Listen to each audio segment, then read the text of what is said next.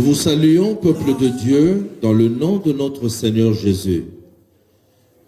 En ce jour de dimanche 2 août, nous nous tenons en votre présence dans le nom de notre Seigneur Jésus-Christ. Avant toute chose, j'aimerais vous inviter à pouvoir prier ensemble avec moi. Seigneur Dieu, nous te bénissons pour ce jour que tu nous accordes de nous tenir au-devant de ton peuple. Seigneur, ta parole, c'est toi qui nous l'as donnée. S'il te plaît, touche un cœur aujourd'hui pendant qu'elle sera en train d'être annoncée. Qu'une vie soit restaurée, renouvelée. Que Seigneur Dieu, tu relèves quelqu'un qui était sur le point de tomber. Que tu guérisses les malades par ta parole. Que Dieu, ta parole, ressuscite les morts au nom de Jésus. Satan quitte, va dans les lieux arides, loin de ces instants.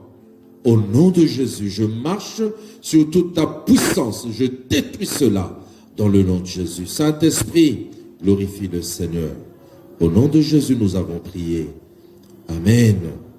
Le thème de notre intervention d'aujourd'hui, c'est Dieu a fixé un temps pour toutes choses. Et pour ce faire, nous allons lire deux textes bibliques. Le premier dans Ecclésiaste, chapitre 3. Vous pourrez lire à la maison même tout le chapitre.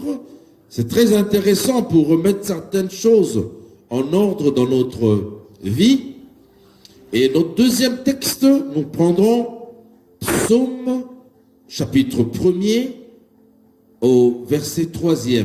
Vous pourrez aussi lire. C'est un petit chapitre. Vous pourrez le lire tout entier. Nous lisons Ecclésiaste 3, verset 1er. Il y a un temps pour tout, un temps pour toutes choses sous les cieux. Un temps pour naître et un temps pour mourir. Un temps pour planter et un temps pour arracher ce qui a été planté. Vous pourrez continuer à la maison, la lecture, mais dans Psaume chapitre 1er, au verset 3e, la Bible nous dit, il est comme un arbre planté près d'un courant d'eau,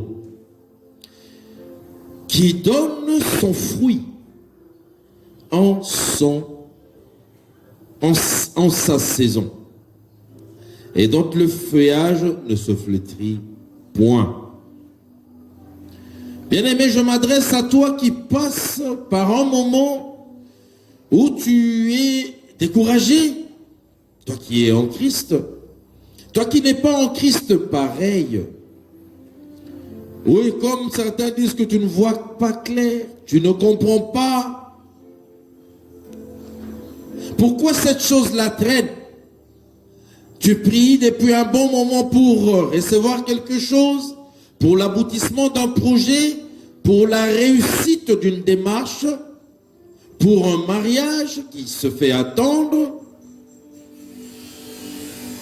Peut-être que c'est effectivement dans le domaine de l'élevage ou de l'agriculture, les choses traînent. Mais j'aimerais te rassurer, te dire que notre Dieu est bon. Il a fixé un temps pour toutes choses. Attends seulement et tu verras, tu auras du résultat. Dieu a fixé un temps pour toutes choses. Un temps pour planter et un temps pour récolter, nous disent les Écritures. La vie de tout homme, dans ta vie, dans ma vie, dans la vie de qui que ce soit, il a fixé un temps pour toutes choses. La preuve, c'est que nous ne sommes pas nés tous le même jour. Nous ne sommes pas nés tous la même année. Il suffit d'être patient et persévérant. Tu vas cueillir. Il a fixé les saisons et les moments pour toutes choses. Pour bénéficier ou pour profiter de cela, Dieu a mis des normes aussi. Quelquefois, nous voyons des bouleversements dans des saisons parce qu'il y a certains paramètres qui ont changé. Les normes n'ont pas été respectées. Les conditions n'ont pas été respectées. Il semble que certains animaux, dans certaines conditions, ils ne pondent pas des œufs, ils ne mettent pas bas, ils ne se reproduisent pas. Parce que les normes n'ont pas été respectées. Dieu a fixé des normes et des conditions aussi. Dieu refuse ou accorde aux hommes selon qu'ils sont agréables ou non à lui. Pour développer ce sujet d'aujourd'hui, nous parlerons de 2 points. Premièrement, notre premier point, nous allons nous poser une question à laquelle nous répondrons. Comment connaître le temps de Dieu? Et deuxièmement, nous irons scruter les bienfaits de l'attente du temps de Dieu. Il y a des bienfaits. Celui qui attend le temps de Dieu ne se conduit pas n'importe comment. Celui qui attend le temps de Dieu, en tire beaucoup de dividendes. Il en jouit, il se réjouit du résultat. Il se réjouit du fruit. Bien-aimé, pour parler de notre premier point, j'aimerais te dire que dans la Bible, on nous dit que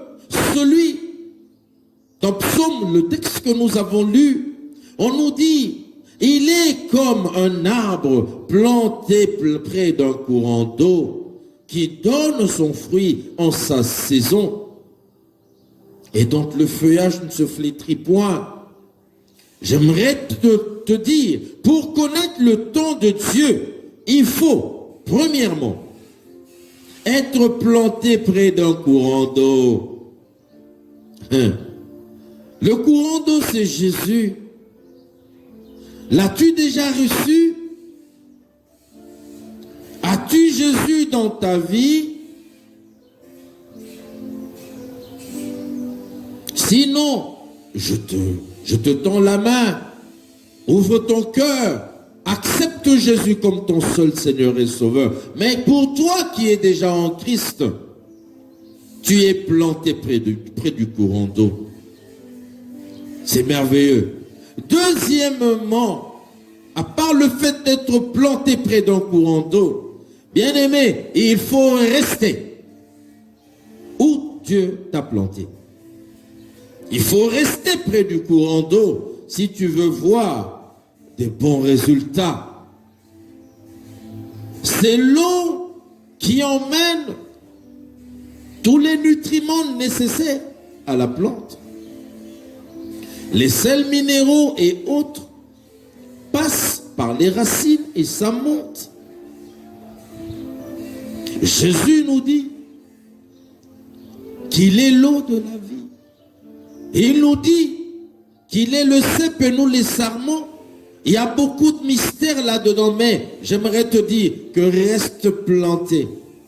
Tu verras comment tu vas te nourrir, comment tu vas grandir. Si tu te déplaçais, ça sera autre chose. Si on déterre un arbre pour venir le placer où l'eau ne passe pas, cet arbre-là a une probabilité de 100% de mourir. Notre deuxième point, nous l'avons intitulé « Les bienfaits de l'attente du temps de Dieu ». Lorsque c'est Dieu qui t'a planté et que tu restes où il t'a placé, tu demeures en lui. Ne te déplace pas. Quand tu restes, si toi tu restes fermement où il t'a placé, tu demeures en lui. Premièrement, il y a beaucoup de bénéfices. Premier bienfait, tu donneras ton fruit et tu en porteras beaucoup. je te rassure, c'est juste question de temps. Je t'invite, toi qui t'étais déplacé, tu étais allé visiter un peu des lieux arides, au lieu de rester à la source, au lieu de rester près du courant d'eau, patiemment. J'aimerais te dire, toi qui t'étais déplacé, Dieu connaît ton âge. Il connaît le jour où tu es venu au monde, même le jour où tu étais entré dans le ventre de ta maman. Avec Dieu, tu ne seras jamais en retard. Pourquoi tu es pressé? Retourne aux pieds du Seigneur. Retourne auprès du courant d'eau, auprès de la source. Tu porteras beaucoup de fruits. Tu porteras beaucoup de fruits. J'aimerais te dire autre chose. En parlant du fruit, tu as ton fruit à toi, qui est différent du fruit de l'autre. Attends, et tu produiras ton fruit. Tu en produiras beaucoup. Vous savez, il y a diverses sortes de fruits. Il y a la mangue, il y a la papaye, il y a les arachides. Il y a différentes sortes de fruits. Deuxième élément à retenir sur notre deuxième grand point, c'est ce fruit-là, tu le porteras en ta saison. En sa saison. Dieu a fait que tous les fruits n'aient pas tous la même saison. Les saisons n'ont pas les mêmes durées. J'espère que tu me comprends bien. Les fruits n'ont pas tous les mêmes saisons. Et les saisons aussi n'ont pas la même durée. Toi qui veux t'impatienter maintenant, peut-être que ton fruit, ça tarde, mais ta durée sera très longue, où tu ne feras que produire. Celui que tu envies aujourd'hui, peut-être que c'est une papaye qui sort d'un papayer. C'est un arbre fragile qui tombe facilement, et que toi tu es un manguier. Le temps peut-être que ça prend, ça dure, mais quand tu commenceras à produire, tu produiras des fruits en abondance et pendant longtemps. Alléluia. On peut vous avoir planté au même moment, mais un manguier et un papayer n'ont pas la même durée avant la production du fruit. Le manguier prend beaucoup de temps, mais quand sa saison arrive, il produit en grande quantité et durant longtemps. Tandis que ce n'est pas le cas pour le papayer. Bien-aimé, par là je ne voudrais pas dire que l'un est moins important que l'autre. Tous ont leur vertu, ont leur importance. L'essentiel est d'attendre ta saison, ton temps, et de te contenter de ton fruit. Pour conclure, bien-aimés frères et sœurs, Dieu a fixé un temps pour toutes choses. Un temps pour planter, un temps pour recueillir. Un temps pour étudier et un temps pour travailler. Il suffit d'être patient et rester en place dans l'obéissance en la parole de Dieu. Et tu verras que ta saison viendra.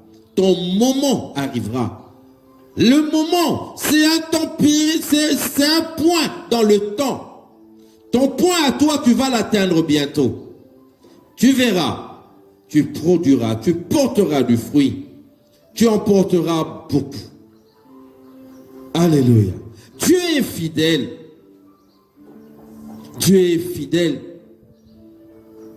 Il est bon. Ce qu'il promet, ce qu'il dit, il le réalise. Sa fidélité est telle qu'il ne rate pas sa cible.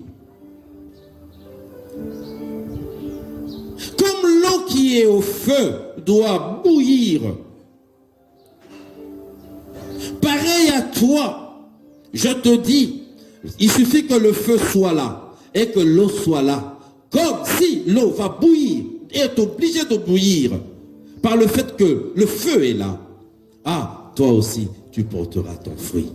Parce que tu es là où il y a l'eau, où il y a le courant d'eau. Reste là, ne bouge pas. Jésus t'aime, il te réserve beaucoup de grandes choses. Que Dieu vous bénisse. Jésus est vivant. Amen. Nous allons prier. Seigneur, nous te remettons ces instants. Tu as parlé. Cette parole est allée faire son œuvre.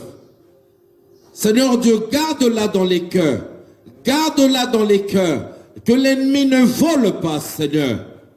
Je bénis tout celui qui nous a écoutés. Au nom de Jésus.